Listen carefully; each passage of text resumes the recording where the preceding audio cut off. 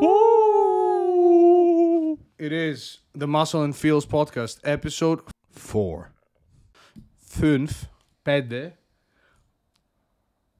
Some other Sunk. language? Eh? Sunk. Is in that? French, yeah. Yeah, it was wrong. Speak English. But yeah, accent. You have an accent. That's actually what they told my one of my good friends' aunt who lives and works in Paris, and she speaks fluent French, but they keep telling her that she has an accent. Anyways, welcome to the 5th episode. As you can see, still grinding. 5 days later, we haven't moved. That said, we have had a protein feeding in the meantime. Oh, yeah. Courtesy of Let's plug your snack in. This is something Milo introduced me to. Okay, first of all, shout out to Greece for inventing yogurt, and shout out to Faye for being a Greek company, and shout out and being to... hella overpriced. Bless you. Being hella overpriced. We are in the poor UK. over there, bro. We need your money. It's true. And it's pronounced Fa? Yeah, it's not phage, but they should have spelled it differently. Dumb Greeks, because they've spelled it phage when they could have spelled it Faye. Indeed. Anyways, at any rate. Yeah, but the snack. Let's go over it. Bring it up. So this is something Milo introduced me to, and at first I was very skeptical because it doesn't sound like much. Because it's what? Fat-free yogurt? A fat-free yogurt, sweetener, liquid or powder, whatever you want.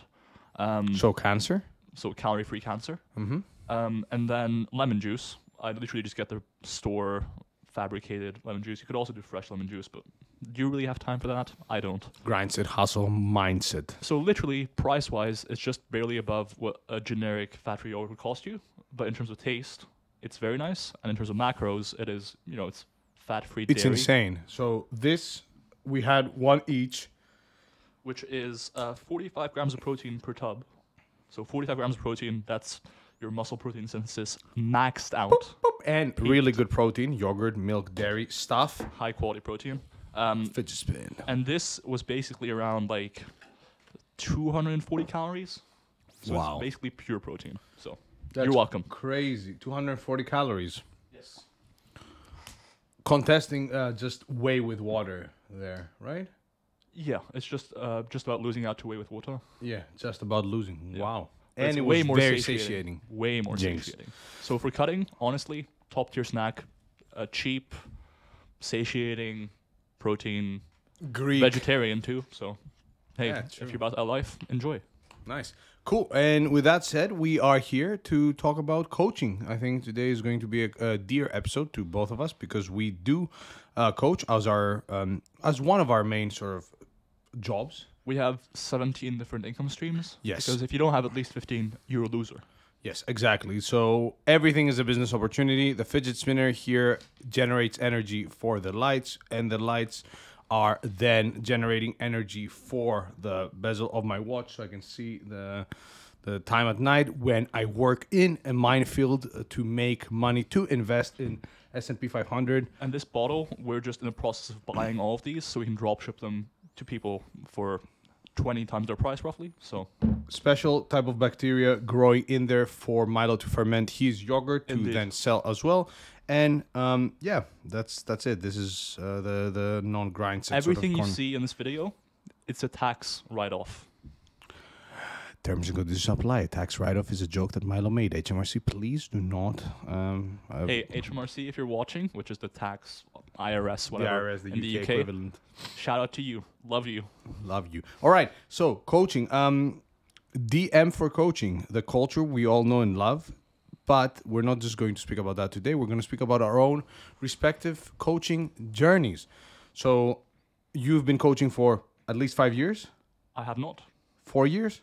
Something like that, yeah, I think. Okay. We'll call it 5. 5 years. 50 years. You heard 50 it here years first. coach. I worked with 1,000 athletes the first year. I've been coaching for 5+ years, and we've worked with all kinds of people, from competitive bodybuilders and powerlifters to average Joe or Jane who wants to get bigger and stronger with all sorts of professional and sporting backgrounds. You got that right. Mm-hmm. I think, so this podcast is really about how to get into online coaching, what we think people should do and what they shouldn't do, and kind of telling your own stories along the way to maybe get you some lessons so that hopefully you won't make the same mistakes as we did. Because there's this one random quote that keeps popping up on my computer. I'm using this plugin to block Facebook and what have you, which is if you don't learn from the mistakes of others, you'll never have time to make them all or something. So basically, hey, we did some dumb shit. If you don't listen to this podcast, maybe you will too. So it's probably worth listening here. You know, I think it's worth selling it nicely here. And there's also an Amazon voucher code at some point. At some point, just at random. Just watch it and share it. One frame. 1 frame or 1 second for the listeners. Please keep listening. Keep listening. Amazon 2 UK 03 E4. Joke done. Yes, indeed. So let's start with just a bit of background. How did you get into coaching? Yeah, absolutely. So when I was getting into the second year of my undergrad, so I was doing sports science at Loughborough. Best university in the world? Best university in the world, like 3 years in a row for sports science. Wow. So kind of a big deal. Terms and conditions apply. Not actually the best uni if you want to learn about lifting weights, but good university for sports science overall.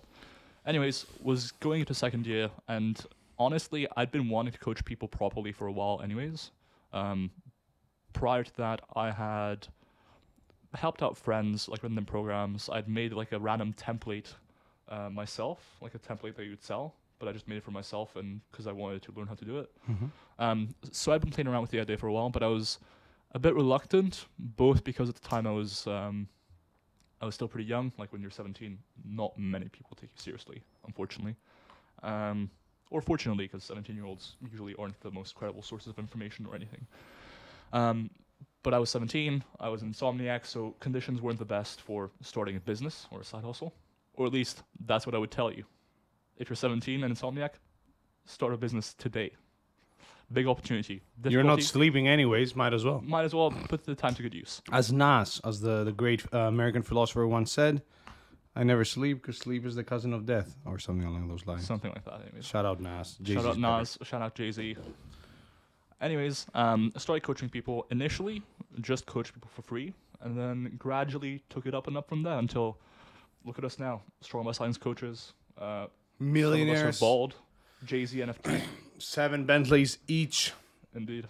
Greg and Eric just sending packages and packages of cash every day. And thank you, chocolates. And thank you, chocolates. Terms and conditions Shout apply. out to Greg and Eric from Strong by Science. Yes, and they're not actually sending us cash. Please do not. Although if you want to. If you want to, please feel free. Cash us as much as you want. All right. How about you, Pak? How did you get into coaching? I always enjoyed geeking out about stuff. When I was a kid, computers, not gaming per se, but more, hacking, security, just messing around with computers, building computers and stuff. Then I got into lifting, and the same started happening for lifting and for my own progress. So I was like, hey, how do we go about muscle building and strength and this and that? And as time passed and I got stronger, there was a time in my life where my squat was quite strong. And I had a couple of people in the gym approach me and say, hey, how about you, I'd like some advice. And I started giving them that advice, and that's where I started essentially informally coaching them for free. But I wasn't regarding myself as a coach at the time, but I saw that I really enjoyed the process of, okay, we're behind the scenes here. Let's see how we can get this person stronger. And that's how I got into it. Then I started really, really enjoying the process along with my studies. So it was all happening simultaneously. Finished my undergrad, started doing research, then started doing my PhD. And I told myself, hey, this is something I like. I could see myself doing this full-time or near full-time in the future. But I told myself, hey, I'll give it at least 3 years. I'll give it at least until the end of my PhD so that before I start offering coaching officially. Mm-hmm. But in the meantime, I'll work with as many people as I can, especially high-level lifters and competitive lifters, as well as recreationally active individuals, to gain enough experience so that then I can feel confident enough to be like, hey guys, okay, I'm offering coaching now, versus just, offering coaching with very little to no experience. Nice. And that's a very good segue to one of the first points I think we would like to make, which is that until you have some sort of knowledge, you probably shouldn't get started as a coach, right? You want to list the 3 or 4 or 5 categories? How many are there?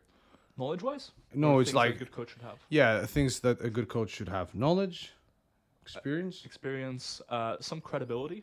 however you want to frame that. Obviously, a presence, as in, assuming you're an online coach, this isn't really about personal trainers. Assuming you're an online coach, some sort of online presence, right? Whatever form that might take. So online presence, credibility, education, experience, both as a coach, but also as an athlete. So I think those are, broadly speaking, the 4 or 5 things that I would urge people to consider when they're starting as an online coach, or even if you've been coaching for a while. Those are things that you should be focusing on, in my opinion. I digress, but when you go back home, so either Belgium or Austria, and you're talking to some random relative, and they ask you, what do you do? And how do you explain online coaching? Because for me, it always comes back to personal trainer, right? So first of all, what I do is quite complicated because I'm doing 3 things at once, as you know, on top of the podcast. Both of us are. So I'm an entrepreneur. Is that what you say? No, that's not what I say. The new thing I've been trying is sports scientist, but then I'm like, I don't do science. I do some science. You do. I mean, we do some science, but we're not sports scientists primarily. No, we're not. We're coaches, but then you can't explain that. So I'm like, I'll just say scientist and leave it at that. Yeah, and usually if you tell them one of the things you do, that's sufficient for them to categorize them into, oh, haha, you lift weights. I'll ask you questions about weight loss. Yeah, exactly. So it's good enough usually. Back to the categories. Indeed, back to the categories. So how would you recommend people go about gaining knowledge, let's say, and education, and how did you go about doing it yourself? So for me, it started by doing a bachelor's degree in fitness and personal training, so which was essentially sports science plus practical courses. So we did like working with older adults and working in a gym environment plus your typical sports science module. So that was a Bachelor of Science. But at the time, I wasn't thinking, hey, I want to become a coach. I was like, I wanted to become some form of educator in gym stuff. I enjoyed lifting. So the idea was, hey, let's learn more about this so we can show people. But I would say that for the majority of people, some sort of higher education degree, so a bachelor's or a bachelor's and a master's, will be a good idea overall, but it's not necessarily essential if they have enough ground knowledge to be able to identify other courses and sources of information that can cover them in a much more time and cost efficient way, if that makes sense. There's plenty of books, courses, and educators out there that may be able to give you all the tools and the coaching specific knowledge you need, especially in hypertrophy and strength and physique and strength sport and knowledge versus a general sports science degree. There's a couple of things here. I think the first is, if you're not super certain about what you want to do, but you know you want to be doing something in relation to lifting weights, the science around lifting weights and that sort of stuff, I think then a degree is appropriate. If you're certain about wanting to do science specifically, then absolutely go for a degree in sports science. And if you want to coach alongside it, that's fine too. But if you're very, very intent and very certain, which admittedly not many people are and shouldn't be, but if you're very certain that you want to just be an online coach, you probably don't need to do a degree, right? Like, you can get the necessary education and so forth without a degree. Now, second thing, I think the 2 main advantages a degree offers above other things oftentimes is, one, the structure and relative lack of motivation and autonomy and organization that is required to successfully learn. So when you're doing an undergrad in sports science, to an extent, it's not all that different from school, right? Like, sure, you can choose whether or not to attend lectures and so forth and how much to engage with the material and so forth, but it is a lot simpler and more straightforward to learn in that framework than it would be if you had to learn about every resource by yourself and then make yourself spend time on those resources. For example, the Scientific Principles of Hypertrophy Training ebook by Renaissance Periodization. Some people will read that from start to finish. Plenty of people won't even buy it. Plenty of people who buy it won't even read half of it. The people who do read all of it generally will be pretty good at managing their time and being motivated. But if that's not you, that's a fair comment, yeah, then you're probably better off doing something a bit more structured that's going to force you to go and learn stuff in a context of, a lecture and so forth. Yeah, along with assignments and stuff that will have you actually look in the literature and have to develop the critical thinking skills that are needed to then continue as a to continue educating yourself, because the education needs to be continuous, especially if you're planning on not being a very, very basic sort of coach with a limited skill set. 100%. I think with university degrees or college degrees, for the most part nowadays, you're paying for the structure and the environment. Yes. So the structure being like, oh, all the content that you need is right here. So it's made simple for you. And the environment being that, but also if you're doing science, for example, the facilities and what have you. But beyond that, there's not a super compelling reason to necessarily get a degree if you're not going to go into science or considering going into science. Yeah, and even in that sort of environment, you still need to be chasing it outside of university, but also making the most of your course. Because you could easily do a bachelor's degree and half-ass it, still get it, not with the best grade, but still graduate and be essentially a couple of steps. No better off than when you started. Yeah, almost. exactly. Or maybe a couple of steps ahead. Yeah, that's the thing with, we've seen plenty of undergraduate students who get an undergrad in sports science, just sort of scrape by or just make it somehow, and then don't really do much with it, and just wind up working the same job almost as they would have if they hadn't done the degree in the first place. Whereas on the flip side, there's plenty of people who don't do a degree and, put the effort in every other area and make it as an online coach. Yeah. So that, sure. I think, is a good idea. I think, what would you say is best as far as education then? Like, what would you mostly look for if you were advising a new coach trying to get into the industry? In terms of a specific degree? Or in terms of what level of education to go for? In terms of... So, yeah, it depends on age and time availability, I'd say. So and money. And money, yeah. If you're... that will depend also on the country and what sort of education system you have. But if you're quite young and just starting, some form of a bachelor's degree as a starter and then potentially a master's would be a good bet. If you don't have money, time, and you are, you have a family and you're already working, then investing in shorter courses, books, and resources that are out there may be your best bet, rather than enrolling in like a 3-year program or a part-time master's degree. But if, just to add to that, if you're somebody with experience and you can afford a master's degree, and maybe you don't have a bachelor's degree, but you've been working in the industry, there are universities that will accept you and allow you to do that master's degree, which may give you an edge in terms of interpreting science, research methods, as well as learning a few more things that you may not necessarily learn about, physiology, and et cetera, et cetera. 100%. I think part of the value that education brings to the table for coaches lies in the next aspect, which is credibility.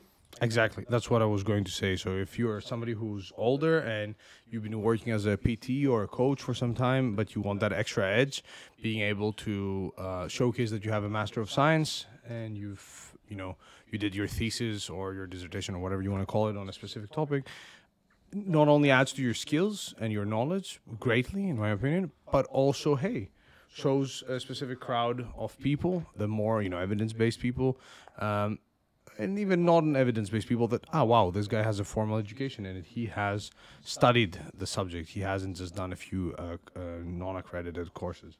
100%. I think, as opposed to, for example, a personal training qualification, which is quite easy to get and generally not really seen as much nowadays. Yeah, especially nowadays.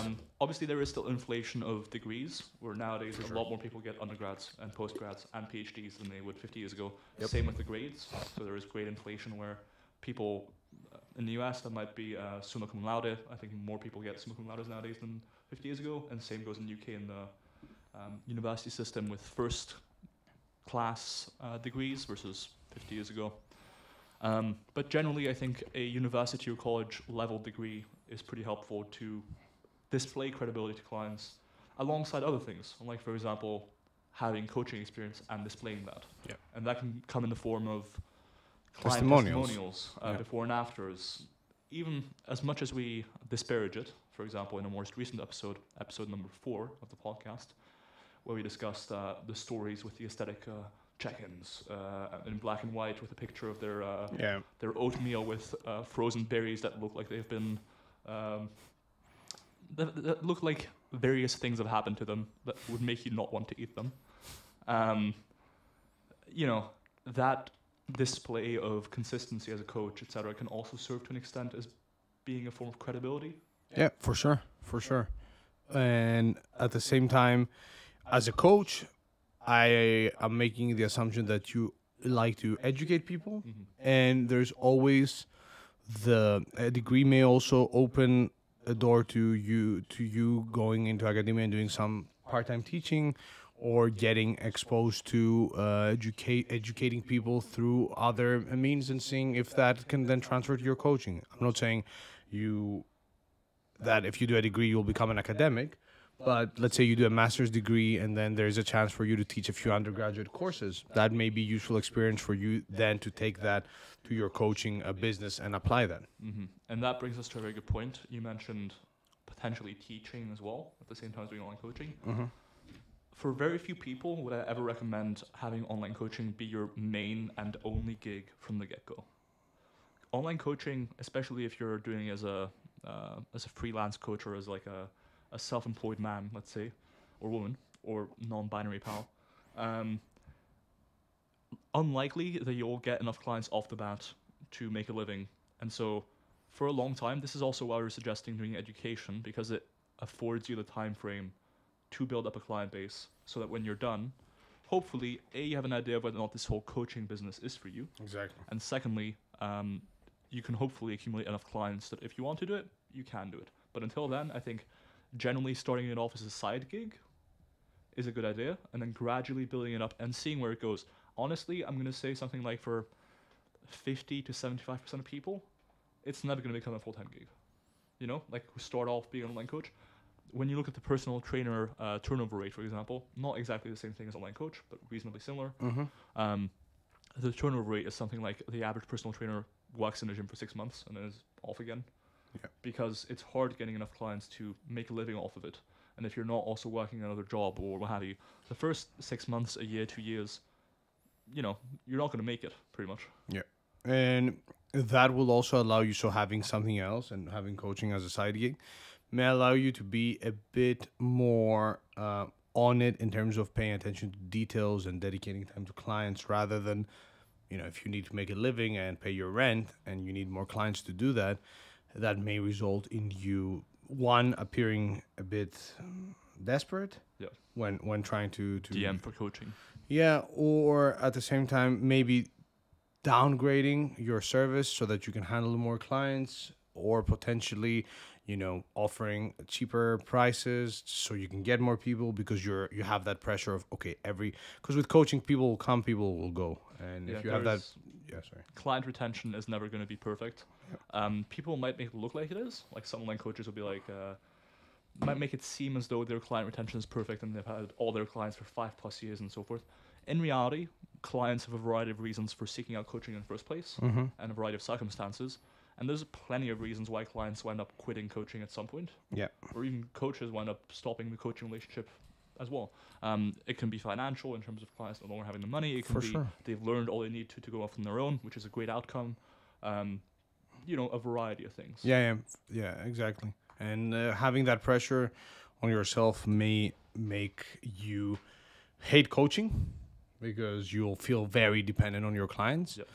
And at the same time, it may also put you in a position where you'll start by building a base that is not very solid, you know, by lowering prices and just by potentially being a bit sloppy because you're trying to take on too many clients at once. Agreed. And I think that brings us to a good next topic, which is pricing and how pricing should evolve as time goes on. So generally, as you start out with coaching, I think your prices should be low. If not, you should be coaching for free. And which we both did. Exactly. I think that's one of the big takeaways from both of our experiences, is when you're starting out, especially if you're not in a position where you're financially reliant upon income from coaching, coaching for a low fee or even for free allows you to get a lot of clients quickly. You know, when getting a coach, you have to think about it from the client's perspective as well. They're not inclined to hand over their training to you, especially if you're talking about, like, for example, powerlifters or bodybuilders, what have you. They care about the results. They care about their training. They have their own prior preconceptions and methods and beliefs about certain things. They don't want to hand over their training to you, trust you, and potentially pay you for something where they're not sure if it's going to work out. So especially as a fledgling coach, you're not going to attract a ton of clients if you're charging a lot of money. Yeah. And so starting off, ideally without being reliant on coaching as an income source, coaching for free can allow you to get a ton of clients, get a ton of experience, which as a starting coach is probably more important than income to begin with. And it sets you up long-term much better than you would be if you started charging, say, as a random figure, £100, £200 a month. British then pounds. you'll get very few, indeed, British pounds. You'll get very few clients and very little experience. Yep. And then by the time you're actually needing coaching as an income source, you haven't had that much experience, you're not that good of a coach, and you can't really warrant charging that much. Yep. And oftentimes, clients will kind of see through that as well. Exactly. Those testimonials that you can potentially eke out. Okay, you shouldn't aim for the testimonial. You should aim for being a good coach, which will then result to a good testimonial.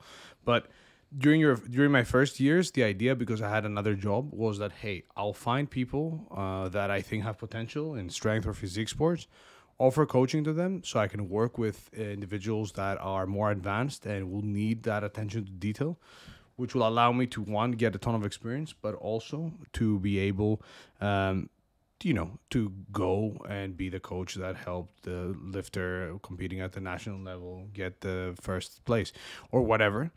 And at the same time, coaching a few recreationally active individuals gave me that general experience. But the fact that I did it for free made it very easy to approach those people and say, hey, it's free. Worst case scenario, if you don't like it, you can stop. And at the same time, once other people started taking notice and seeing that, oh, okay, Pak worked with X individual who did really well in this competition, or with this individual who lost a ton of fat, then that starts slowly building a reputation, slowly builds your CV. And if in the meantime you're also doing a degree or any sort of other course and you're training on your own physique and strength, at some point you'll reach a stage where you have enough experience, testimonials, and a CV, and enough credibility from your education and your own training to be able to go out and say, hey, I offer coaching and this is how much it costs. 100%. And I think that experience early on helps iron out a lot of things. Yeah. And by ironing out a lot of things, I mean not just you get to understand how to communicate with clients, because ultimately that's huge. With all the education you have, you might not necessarily have a ton of education around, or experience, obviously, around how to communicate with clients. Huge. And also your systems. Yes. And systems is a bit of a buzzword probably nowadays. It is, but it is a system. Like your processes and how you manage training week to week and what's more time efficient for you. We work very differently. We communicate with clients very differently, but that's something that works for each of us. Indeed. I think the main thing is just to have a consistent system you can take each client through. Yeah. Because if you have to establish a payment method or some sort of way to get the information initially so you can know what program to write them in the first place, and then also how you're going to communicate each week, if you have to establish that from scratch for each client and have each client do it in a different place, you're going to be spread out very thin. Your time efficiency is going to go down in terms of how much time you have to spend on each client. The quality of the work you put in for each client is going to go down as well. Like you might be less efficient at communicating with clients. They notice.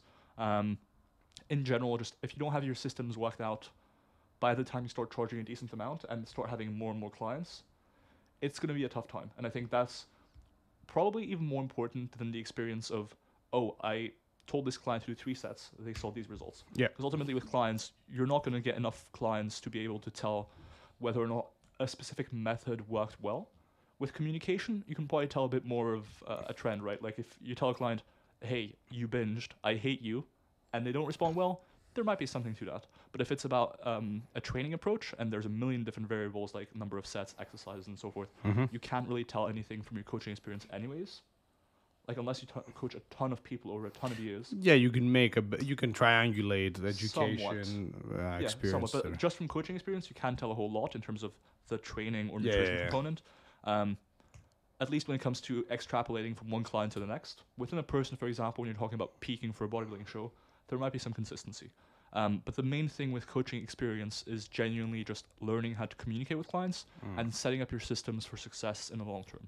Yeah, and with communication specifically, working with people is because many coaches go into this thinking, cool, if I know how to program, okay, I've read the strength, muscle and strength pyramids, I've read RP books, I've watched every video, I know exactly how to progress somebody through a mesocycle, how to do this, how to do that. But you'll come across different, I don't want to say archetypes, but different types of people. that's true. Yeah, you'll have athletes or coaches that are very easy to communicate with. They will adhere to the program.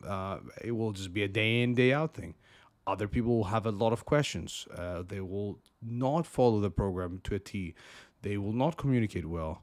Others will be much more reactive to any sort of regression in performance. They will instantly, be critical of your planning. Others will be much more tolerant, and others will be jolly when they're speaking to you. Others will have a straight poker face and will just send you 3-word messages. Okay, nice, fine. Learning how to understand what each of learning how to communicate with clients from different backgrounds and being able to adjust and adapt your communication style to that client is something you learn through that experience. I had, and that's something I learned when I was coaching people for free. I had people that were very strong athletes and they were sort of more, alpha males, top dogs in their personality, and how I needed to communicate with them was much different to some of the recreationally active people that looked up to me and were like, the guy who's doing his PhD and is lifting is coaching me. So that was very, very valuable in terms of experience, and that's the difference between coaching and programming. 100%. I think that or one of the differences. Coaching experience aspect pretty well. Maybe we should move on to personal experience. It's not the most important aspect in my view.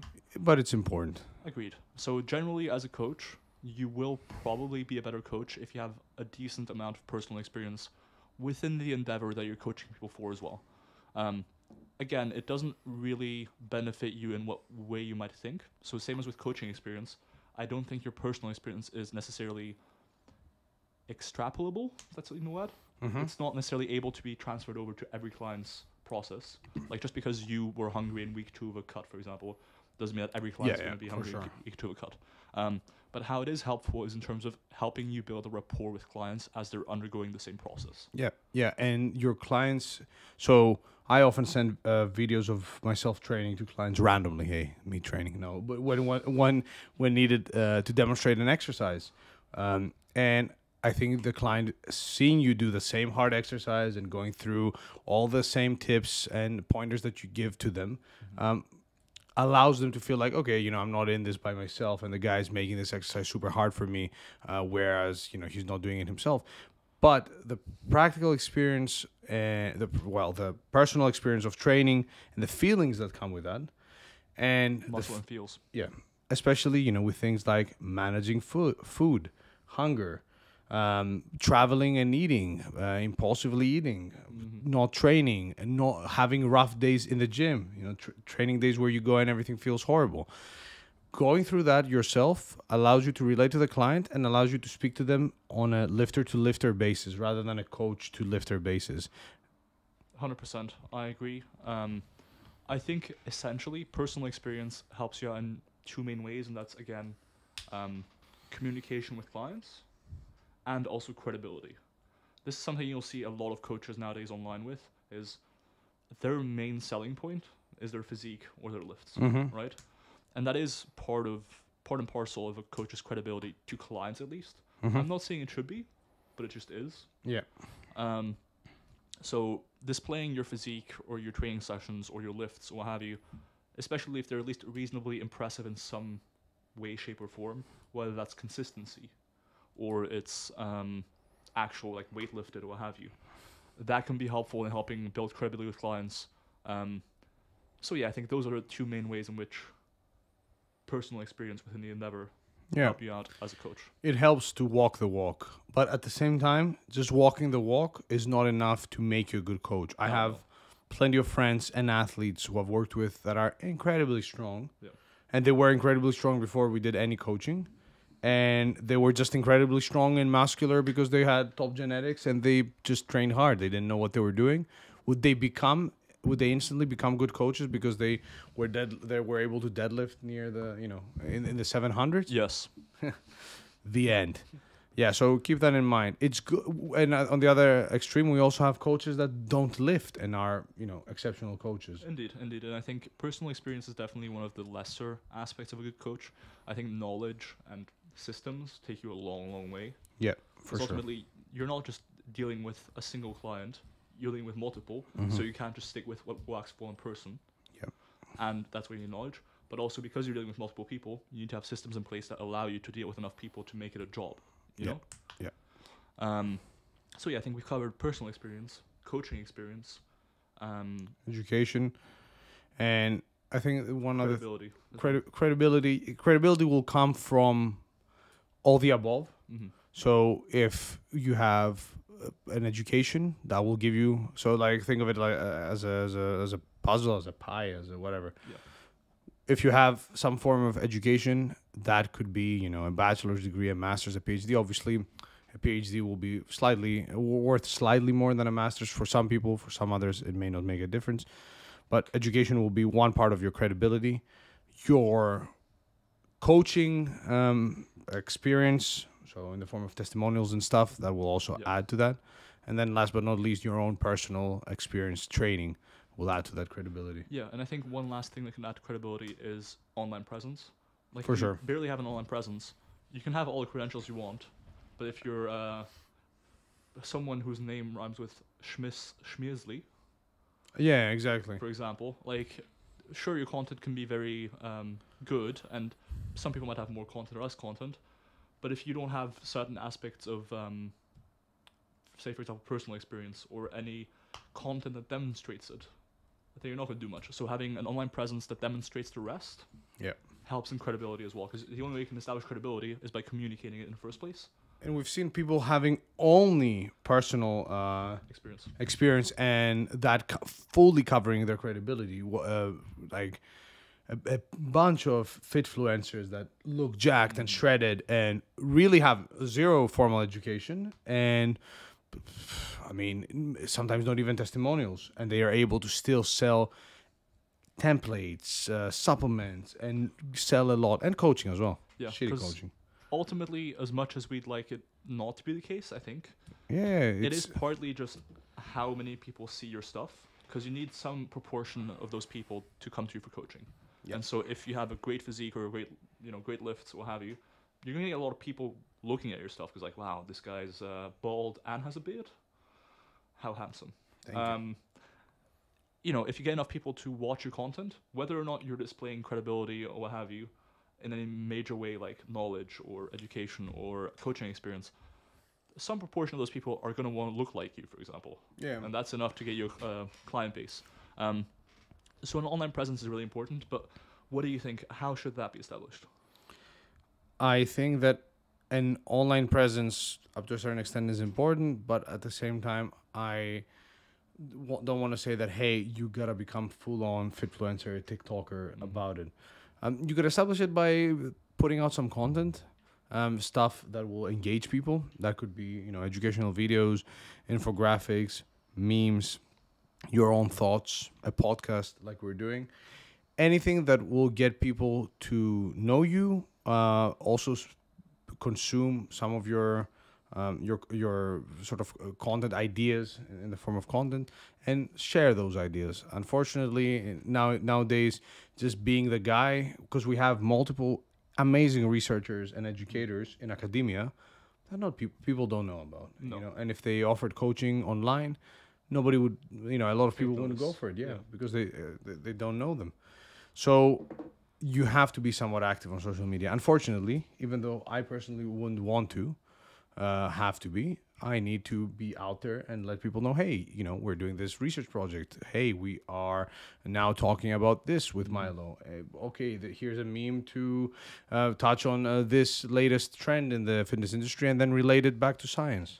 Here's why you should ditch the gogurt and get on the yogurt. On a serious note, I think two things we should share before we round this out would be, number one, our personal experiences that we feel have helped us sort of launch forward. like sort of things that we've done or that Yeah. we've experienced that has helped us really become better coaches quickly, or Yeah. help us, make coaching a living. And then the second thing would be our current systems and how we deal with clients in general. Sure. So I think personally, investing in education Mm-hmm.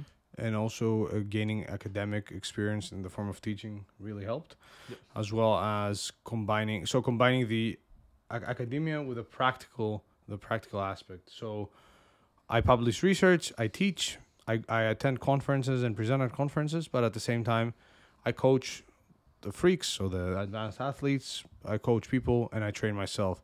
The triangulation of all those has allowed me at least, still a long way to go, but allows me to be somebody where you can look at him and be like, okay, he's in the scientific trenches, but he's also in the gym trenches, the practical trenches. Who's Jim?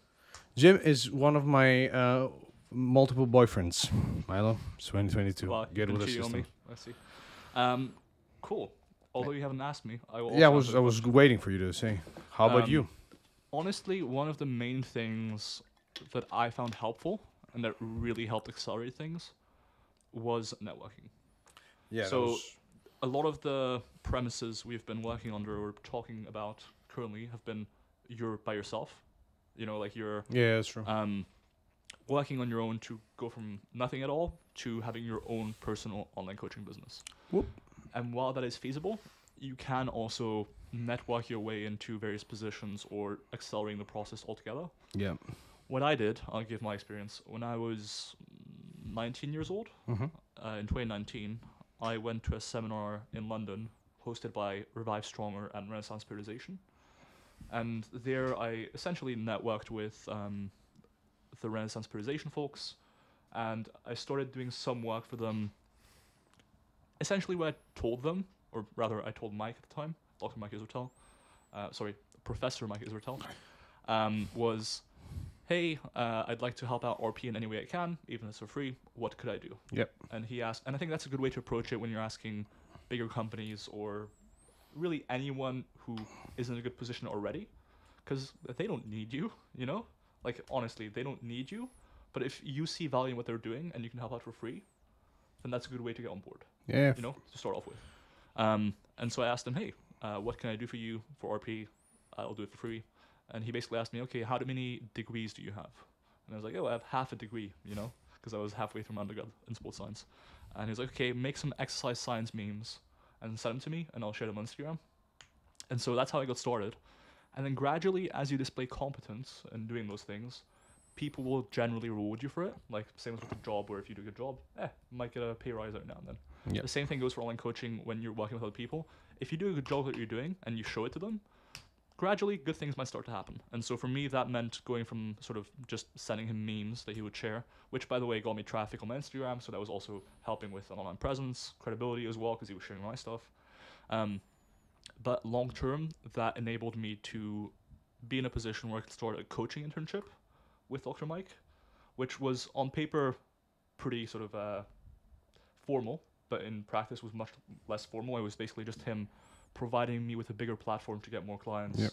which then in turn, again, to get back to the aspects, allowed me to work out my systems, get more coaching experience, as well as gain some confidence. Like, I think that's something as a starting coach, you're not necessarily super confident because it's this big job and you're in charge of other people's stuff and they can get mad at you and so forth. Like, you're dealing with people as well, Yeah. And imposter syndrome is a very real thing. Anyways, that got me started, and then that really helped me in a lot of ways, and I think that accelerated the process as a whole a ton. Huge. And then later on, at the same time, I was still doing coaching under my own business, Wolf Coaching. You can't see it if you're just listening, obviously, but I have a hoodie on with the logo on it. And then later on, about, I want to say 2-3 months ago now, Mm-hmm. essentially I reached out to Strong by Science to see if they had any interest in me being a coach for them, and they did. And so now I'm working for them as well. And I think in general, when your values align with a specific coach or business, it doesn't hurt to try and get in touch with them somehow. Now, honestly, what I would advise against most of the time is just messaging them out of the blue and saying, hey, can I be your intern? Because honestly, like, I've had people do this to me as well, where they're like, hey, can I be an intern? or like I don't even know them, I haven't met them personally or anything like that, and they don't have Yeah, yeah. You anything need to that build would- some rapport first. Exactly, and the rapport is built by doing stuff pro bono as well. Yeah, you know? for sure. So I think that's taking internships or taking networking opportunities. I hate the word networking, but it does very much hold true. It's appropriate. Yeah, that's a great point you made. Networking changed my life Huge. and my career. Same with funding. Well, a donation by Renaissance Periodization for my PhD studies. That happened just by literally reaching out and saying, "Hey, we're doing these studies. You know, they're first of their kind. Any chance you could help? You know, even if you can't help monetarily, maybe whatever you can help us recruit some people." But I have gotten some of the best opportunities, not necessarily, you know, job offers, but opportunities to get out there just by, you know, messaging people, asking, obviously after building some rapport first and them knowing me. But networking it's cliche AF, but it will take you a really, really, really long way. And a lot of people fall in the trap of, if there's no official sort of procedure for it, if it's like, oh, there's no apply here button, well, might as well, why pursue it? But an email, hey, love your stuff, if you need any help, let me know, can take you a long way. I think I have a great anecdote on this. Hit me. When I was about 17 or 18, I already wanted to be an intern for Renaissance Periodization, and I actually messaged the Renaissance Periodization Facebook page saying, hey, how do people become interns for RP? And they basically told me, we currently don't have any openings, and there's not really a way to do it. And then a couple of years later, I went to the seminar and spoke to Mike Isabel personally. And like, as long as a company or a person's values align with your own, and you're willing to do something good for them up front, oftentimes, at the very least, it's not going to cost you much. And worst case scenario, they'll say no. Yeah, like sometimes you have to have the quote unquote courage to ask for something or to take the first step. And networking in person very much beats networking just by emailing or messaging. And if you're going to message or email, oftentimes having someone put you in touch. Yeah. Like, for example, let's say I know Pak and he knows Christos Sitas, shout out. Infamous fake vegan, fake natty bodybuilder in Greece. Let's say I want to work with Chris Sitas, right? It's a lot better if I get Pak here to put me in touch with Chris than if I try to reach out to him directly, especially if he probably gets already like 100 DMs a day about the same thing. Like, what sets you apart from the next guy? Yeah, for sure. It can take, like, in the in-person networking specifically, that point, conferences for me, game changer. I've met a lot of people that have helped open a lot of doors in my life, and I can't recommend it enough. Like the door to the closet? Yes, indeed. When you came out about your multiple boyfriends earlier? 2022, get with it. Indeed. Nice. All right, I think we've done a pretty good job of dealing with systems, actually. Systems. Indeed. Cool. So we are somewhat different here, but for sure a payment system, which is the same for us. So a payment system that allows you to manage subscriptions. Don't be that guy that manually collects payments every month. A sheet or app that you use to track training and easily distribute programs to clients. That allows them to communicate back with you via, adding comments and inputting their RP values or whatnot. And a communication system that suits your program and your style of communication. Yeah, so I think that's very broad. I'll just specify what I use specifically, and then you can do the same just to get people an idea, right? Yeah, for sure. Coaches, it might be very confusing. So what I do with new clients is first, they get in touch with me. They either send an application in through Stronger by Science with some of their basic information like weight, height, age, injuries, medication, conditions, etc., goals, or we get started with a call. During that call, about half an hour usually takes place via Google Meet, scheduled via Calendly. We discuss what their goals are, what their schedule is, how many days a week they can train, what their previous experience is, and so forth and so forth, really asking a ton of questions. Basically asking all the information I need as a coach to inform my training decisions for that client. Same for nutrition. And then typically by the next Monday, I send everything over to them. The way things are structured is I write out their program and nutrition on a spreadsheet. Usually I use Google Sheets. And I use Google Drive for file storage and real-time collaboration. And then alongside that training and nutrition spreadsheet, there's some instructions, like a document with some instructions. There's a broader plan for their long-term lifting and nutrition stuff, like maybe a 6-month preview, let's say, like a macro cycle plan, a weigh-in tracker, and yeah, basically using Google Drive, Google Documents, and Google Sheets as a means to do that. And then every week, what I do is they can send emails whenever they want to, typically get a response within 24 hours, unless it's a weekend or on holidays. And then every week, they're quote-unquote entitled to a 15-minute video call check-in where we discuss how the week went. And for some clients, that's pretty much the only time I communicate with them.